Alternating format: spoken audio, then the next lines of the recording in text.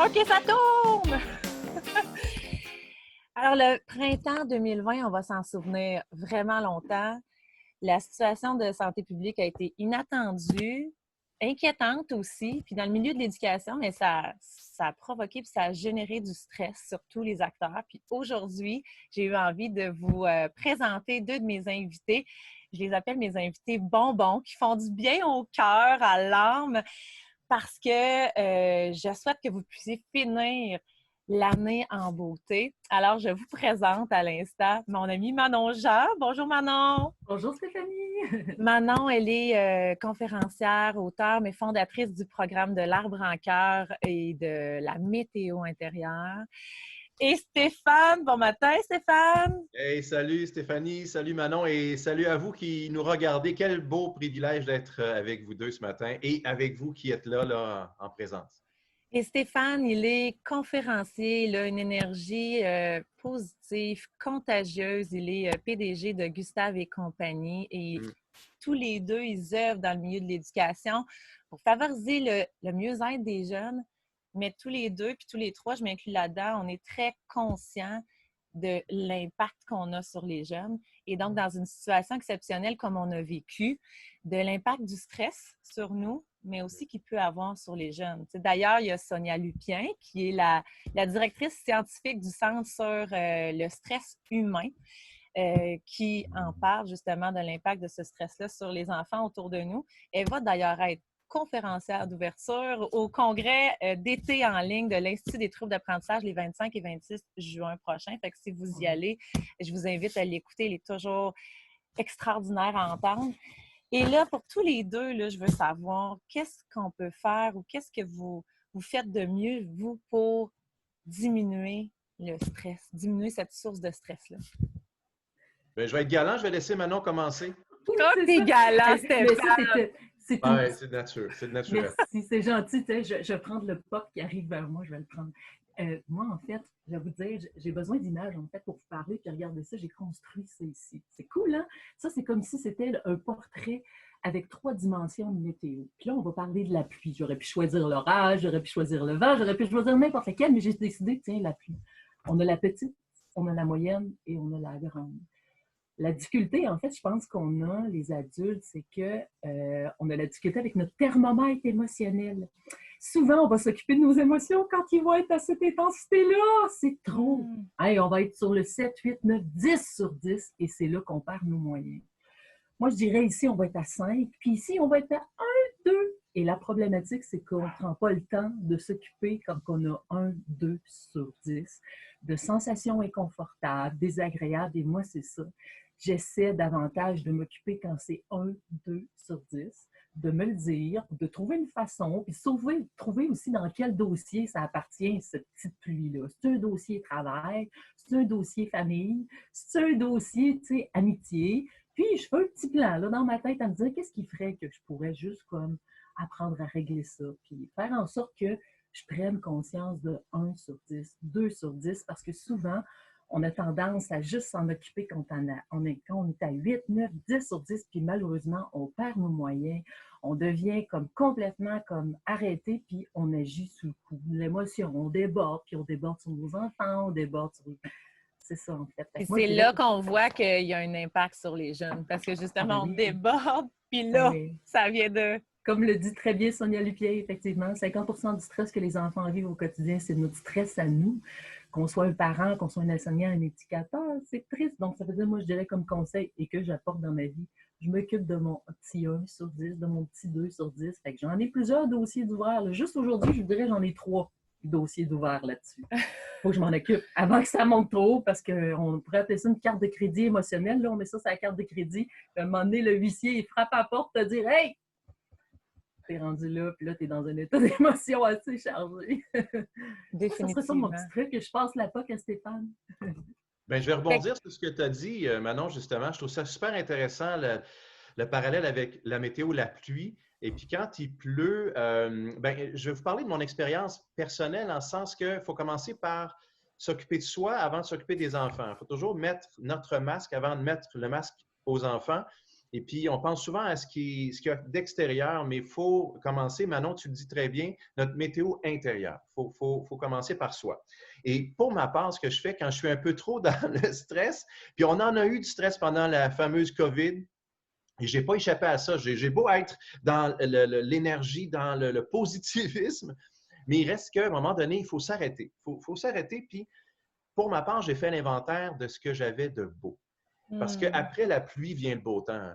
Et puis, c'est cliché, je le sais que c'est cliché, mais c'est tellement vrai. Il y a toujours quelque chose de beau qui se prépare. On pense reculer, on a un élastique qui nous recule, mais dans le fond, c'est pour nous permettre de réavancer. Donc, faire l'inventaire, moi, je me couche le soir, là, puis je suis en gratitude, en reconnaissance, et je fais le bilan de ma journée. Parfois, je me mets le bilan de la semaine. J'écris à des gens qui m'ont vraiment fait du bien durant la semaine, mais dans la journée, le soir, je me couche et je me dis 5 à 10 moments faits, événements des gens qui m'ont donné quelque chose de beau. Donc, faire l'inventaire de ce qui nous fait du bien, c'est pas oublier ce qui va mal, mais c'est mettre le focus sur autre chose. Et les autres choses, je les appelle les moments Gustave aussi, parce que, est-ce que, Stéphanie, je vais prendre 15 secondes pour présenter Gustave, parce que je ne peux Avec pas me plaisir. déplacer sans Gustave. Gustave, ah, c'est qui? Manon et Stéphanie, ouais. Et puis, tu Salut. leur dis, coucou. Hey, Gustave, ça nous garde très jeunes d'être ensemble. Oh oui, tu es arrivé avec moi depuis 22 ans, on est de grands amis. Oui.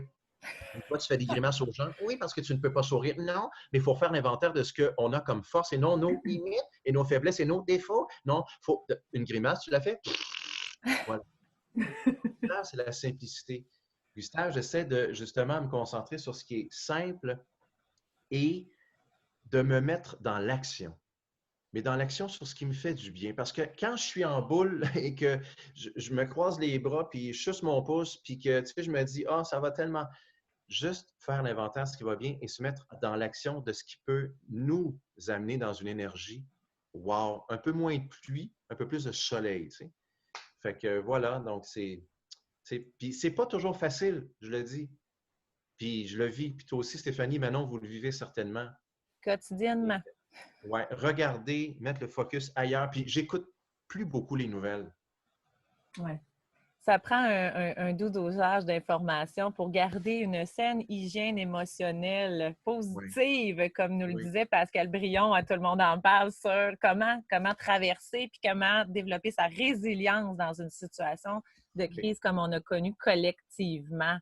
Et tu sais, maintenant, moi, je retiens beaucoup accueillir tout ce qui se passe, puis accueillir tout ce qui se passe dans une intensité qui est là. Juste s'écouter, juste s'observer puis de voir ce qui est là au lieu d'attendre que ça déborde, puis qu'on soit réactif. Parce que quand on est réactif, on est plus ou moins dans nos forces, ce que Stéphane vient de nous rappeler, de reconnaître ses forces, d'être dans la reconnaissance des bons moments, de la gratitude. Quoi On d'autre? est, mais on est tellement dans une société, je sais ça, d'exigence, de performance. Tu sais, c'est comme c'est pas permis là, tu sais, de ressentir qu'on n'est pas dans le soleil. Fait que moi, bien souvent, tu fais comme ça, c'est le fameux mandala que j'utilise tout le temps. Tu sais, puis qu'est-ce qui aide tellement à lâcher prise, c'est comme si on se rend compte que, il là là, tu sais, mettons, si la pointe de la tarte est 10 en 8, hey, il y a une petite portion de soleil, puis le reste, hey, il y a un peu d'arc-en-ciel, mais le reste, hey, ça brasse, là. Tu sais, ça veut dire que, et si on apprenait à vivre autre chose que le soleil, et si on était bien dans la pluie parfois, et si on était bien dans les orages, et si on apprenait juste à vivre justement tous ces météos-là, puis, tu sais, dans le fond, les gens, ils descendent les épaules, là. C'est vrai, j'ai pas besoin d'être toujours dans le soleil, tu sais. Puis plein d'enfants me disent ça. Madame Manon, j'aime assez ça, la météo, là. J'ai appris que je n'avais pas besoin d'être toujours dans le soleil. Et les enseignants, à quel point ils nous le rappellent souvent, qu'ils Eh sont oui, habitués d'être dans le contrôle de leur contexte de classe, dans le contrôle de leur enseignement, parce qu'ils sont des professionnels, ils sont hyper ouais. attentifs à leur enseignement aux jeunes, mais dans le contexte, tout était à transformer. Ouais. L'enseignement à distance amenait autre chose. Leur quotidien se transformait. Eux aussi avaient des enfants à la maison en même temps qu'ils prenaient soin de la poursuite des activités pédagogiques de leurs élèves. Donc, ça transformait tout le quotidien et ça pouvait devenir beaucoup. Ça pouvait devenir beaucoup. Oui, oui. Puis quoi d'autre? Vous êtes, pour moi, là, vous êtes des modèles de l'humour, de ne pas se prendre au sérieux. Et ça fait du bien aussi. Comment est-ce que vous l'avez cultivé, ça, de rester dans l'humour pendant cette situation inattendue, inhabituelle? Ben, l'humour, là, ça se passe à deux, hein? Mm. Take two to tango. Tu peux pas, ben, tu peux te faire rire toi-même tout seul, mais les, les enseignants, les directions d'école, les éducatrices et éducateurs que j'ai rencontrés durant cette fameuse période spéciale, cette aventure humaine, ben, les plus souriants ou les propos qui revenaient le plus souvent, c'est les connexions. Mm. Et les connexions dans le plaisir, parce que les enfants qui recevaient des nouvelles de leur enseignant, enseignante ou éducatrice, peu importe, c'était comme un moment, un bouquet de fleurs, tu sais. Puis ceux et celles qui étaient dans la connexion, même durant cette période spéciale, c'est des gens qui se concentraient justement sur leur impact, sur ce qui est important. Oui, Mm. il y a eu des changements, puis je ne minimise pas du tout ça. Il y a des gens qui ont été essoufflés. Et c'est vraiment, écoute, dans leurs souliers, j'aurais été dans la même situation. Mais les propos, ce sont souvent, ah ouais, j'ai continué à avoir des nouvelles de tel élève, j'ai continué à avoir des nouvelles de mon équipe, j'ai continué à connecter. Et il y avait des sourires dans le visage. Tu sais, l'humour, c'est pas juste le rire, le fou rire, mais c'est aussi juste la légèreté. C'est se donner un moment. Puis j'ai une bougie, je ne sais pas si vous la connaissez, mais je la montre souvent, mais pour moi, c'est vraiment le fun. C'est une bougie que j'ai trouvée chez un libraire avant la COVID, bien sûr. Et la description dit une bougie au parfum tout à fait unique et un peu bizarre, tout comme vous. Et elle s'appelle Stay Weird. C'était weird. Stay weird, c'est rester folle, rester fou, Mm. mais rester soi-même. Et rester soi-même, c'est de se dire, regarde, on est là pour quoi? On est là pour enseigner, on est là pour amener quelque chose à d'autres êtres humains, petits ou moins petits. Mais comment on peut faire dans les circonstances pour garder cette connexion-là? C'est dans ce temps-là, en tout cas, tu sais, je ne sais pas si vous avez un partenaire de vie. Moi, j'ai mon amoureuse, j'ai ses petites filles, tu sais, puis il a fallu que je cherche des moyens pour rester connecté. Mhm. Et c'est là Ouais. qu'on voit vraiment à quel point on a un impact. Ouais. Puis les enseignants, enseignants, des éducatrices, éducateurs, direction d'école, peu importe, professionnels en éducation, vous avez tellement la meilleure job au monde. Mm. Vous formez l'avenir, formez Ouais, des petits êtres humains qui vont nous remplacer, là, tu sais. c'est ça. Et c'est pour ça qu'on est là, pour les appuyer, pour contribuer à ce qu'ils font également. Ouais. Manon? Ben oui, moi j'irais aussi encore avec quelque chose de ludique pour présenter parce que, mettons, si on voit celle-là ici, là, de Tornado. En gros plan, en gros plan, ça veut dire quand on est trop près, c'est une tragédie. Puis quand on est capable en plan plus large, ça devient une comédie. Moi, c'est toujours ça. C'est comme ça que je le vois. Quand je suis trop proche, puis que là, je suis plus capable de m'en... J'ai comme... Les émotions, c'est comme... C'est correct, mais je suis capable de devenir un observateur. Puis moi, c'est tellement ça la notion d'enseigner à l'adulte, de comprendre que les émotions, c'est les causes et les conditions, comme les météos changent tout le temps à l'extérieur. Donc, les météos intérieures, c'est les causes et les conditions. Mais si je deviens un observateur, que je suis capable d'observer à vol d'oiseau, ben, je suis comme dans un espace ciel. C'est ça qu'on veut offrir à l'être humain, c'est de se dire, OK, si je suis capable d'observer mes sentiments, mes émotions, c'est que je suis défusionnée puis je suis dans le ciel. Donc, quand je suis trop près, ça devient une tragédie, mais quand je suis capable d'être à recul, ça devient une comédie. C'est vrai, parce que l'humour là-dedans, l'humour, c'est ça, c'est tellement comme les enfants, ils embarquent là-dedans, ils ont besoin de ça. Moi, j'arrive d'un club, c'est ça qui m'a permis de rester en vie. À chaque fois avec mes enfants, c'est comme ça. Puis des fois, il arrive des affaires. Là, moi, j'en ai un que je pousse dans derrière pour qu'il fasse son télétravail, il est en Ah secondaire oui. 5. Là. Puis j'ai ma fille, puis c'est comme ça. Là. Puis l'humour là-dedans m'a tellement permis de créer la relation puis de développer la vulnérabilité. Puis ça, là, c'est précieux, ça. Mais il faut l'avoir pour soi. C'est comme Stéphane disait tantôt. C'est d'abord soi en premier, puis ensuite vers l'autre. Ça ne peut pas exister si ce n'est pas en moi en premier. Définitivement, c'est tellement la relation à soi avec l'autre. Puis je l'ai dit tellement souvent durant cette période-là, elle a été, quand on me demandait comment ça va, toi? C'est une montagne russe d'émotions et de possibilités quand justement on arrive pour vrai à défusionner, à prendre du recul, puis à se dire, OK, qu'est-ce que je souhaite sincèrement? Tu en parlais, Stéphane, de revenir à l'essentiel. Qu'est-ce que je fais là? Comment je peux le faire maintenant pour que ça fonctionne bien? Parce qu'il faut les traverser, ces émotions-là, les comprendre, les accueillir. Qu'est-ce que vous souhaitez sincèrement pour les gens du milieu de l'éducation pour qu'ils puissent finir leur année en beauté? qu'est-ce que vous leur souhaitez sincèrement? Ben, moi, je dirais lâcher prise du soleil, premièrement. Ça, hey, c'est donc bien cool, ça. Et de faire tout plein de choses qui est comme inhabituel, dans le fond. Parce que là, tu sais, on fait, tu sais, souvent, on fabrique de la dopamine en faisant plein de choses habituelles parce qu'on en retire de l'énergie, tout ça. Puis là, si on veut faire une pause, parce qu'une pause s'impose, je pense, c'est de vraiment changer la direction puis créer la dopamine autrement dans des choses qu'on ne fait jamais. Pour tromper le cerveau un peu, parce que le cerveau, il va vouloir se ramener dans ses petites habitudes de dopamine. Oh, fais-tu un peu on regarde-tu un peu ce qu'on a de plan de match pour l'automne, tu sais? Eject. Fabriquer de la dopamine autrement, puis ton cerveau, ben, il va s'habituer à se dire ah, OK, puis il va lâcher prise. Parce que là, il y a une période d'adrénaline. Hein, là, il va y avoir un shutdown qui va arriver. Là, ils ont recommencé l'école, puis tout ça. Puis là, à un moment donné, quand ça va être terminé, cette année scolaire-là, là, ils vont redescendre, puis il y a une fatigue qui va s'installer, mais qui est tout à fait normale. Si on voit ça en gros plan, on peut paniquer.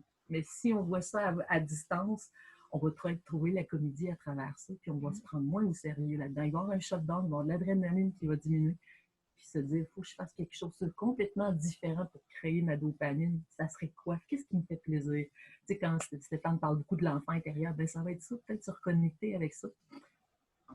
Exact. Transformer ses plaisirs, transformer ses sources de plaisir, oui, de joie pour se nourrir, parce que tu l'as bien nommé, il y a beaucoup d'enseignants qui le disent, qui vivent un down incroyable à la fin de l'année parce qu'il y a naturellement et normalement une fatigue pour les enseignants à la fin de l'année scolaire. Et cette année, elle a été particulière.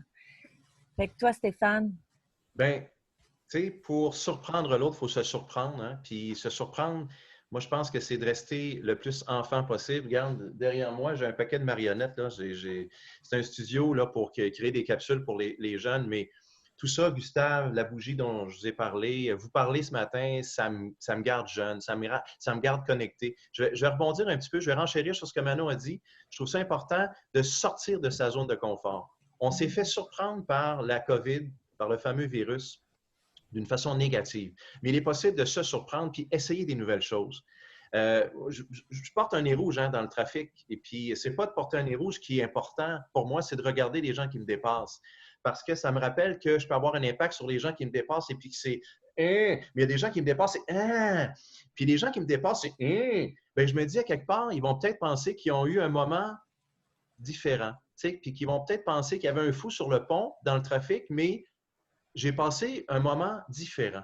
Et puis, si les gens font l'inventaire au bout de l'été, qu'ils se disent, j'ai vécu des moments différents avec moi-même, avec les autres, mes enfants, mon partenaire de vie, peu importe, bien, à ce moment-là, c'est mission accomplie. Mais il ne faut pas rester dans, je pense, le statu quo. Il faut juste apprendre. Puis, tu sais, quand on se surprend, on sort de notre zone de confort, puis notre zone de confort, elle s'agrandit. Et quand on a une zone de confort qui s'agrandit, on a un bagage aussi qui s'agrandit, un bagage d'expérience et qui peut nous amener ensuite à enseigner, à mieux enseigner, puis enseigner des choses, peut-être une vision nouvelle de la vie. Alors, moi, je vous souhaite à tout le monde un été de nouveautés. Voilà. Ah, c'est beau. Puis maintenant, tu le dis, notre cerveau, il développe des automatismes, puis on peut le tromper en faisant des choses qui sont différentes. Donc, qu'est-ce que tu pourrais faire différemment? Puis ça amène à créer des nouvelles habitudes, à avoir d'autres possibilités, et ça peut faire du bien. De désapprendre et de réapprendre à apprendre, à faire de nouvelles choses qui nous font du bien. Mais ça ne veut pas dire que c'est facile, là. Non. Non, je vous dis, là, tu sais, là, tout de suite, là, on va vouloir comme, on va retourner parce que ça, c'est une zone connue, là, tu sais, là, c'est comme, il me semble quand je fais de la lecture, puis je prépare mon année scolaire d'avance, il me semble que, mais tu sais, c'est comme, non, c'est super facile de retomber dans ces vieilles pantoufles, puis il faut vraiment sortir de notre zone de confort et aller justement vers la nouveauté. Exact. Puis c'est un pas à la fois. Hein. C'est comme découvrir puis intégrer le numérique dans ses pratiques. C'est un pas à la fois. La première fois, c'est pas facile, mais plus on le pratique, plus on trouve une aisance, puis on trouve son rythme. En ce moment, j'ai entendu quelqu'un, une psychologue qui parlait pour aider les familles qui vivent une réalité de télétravail avec les enfants. Elle dit ce qui est important, c'est pas tant de développer sa routine, mais de trouver son rythme, parce que notre routine, elle ne tient pas la route quand on est justement déboussolé par une panoplie de météo intérieure qui vient nous chambouler. On a besoin de les écouter. Fait que trouvons notre rythme, puis allons-y à notre rythme de comment on se sent à notre mieux. Fait que moi, je vous souhaite de trouver votre rythme à vous pendant l'été pour prendre soin de vous puis de faire différent. Et pour certains, ça va peut-être être de planifier certaines choses pour se mettre en action de ce qu'on a ressenti qui allait être important, puis ça va peut-être être du développement professionnel. Et pour ça, je vous invite à voir la programmation de l'École branchée sur le site Web et de découvrir possiblement les Créacamp Sprint, qui sont des formations dans l'action, mais qui vous permettent de considérer votre propre rythme humain, parce que pour nous, les enjeux à l'ère du numérique, bien, ils sont d'abord et avant tout humains. Et je vous souhaite de passer un été à prendre soin de vous. Merci Manon-Jean, merci Stéphane, merci beaucoup. Hey, bon été! Merci à vous deux, bye! Merci. Bye!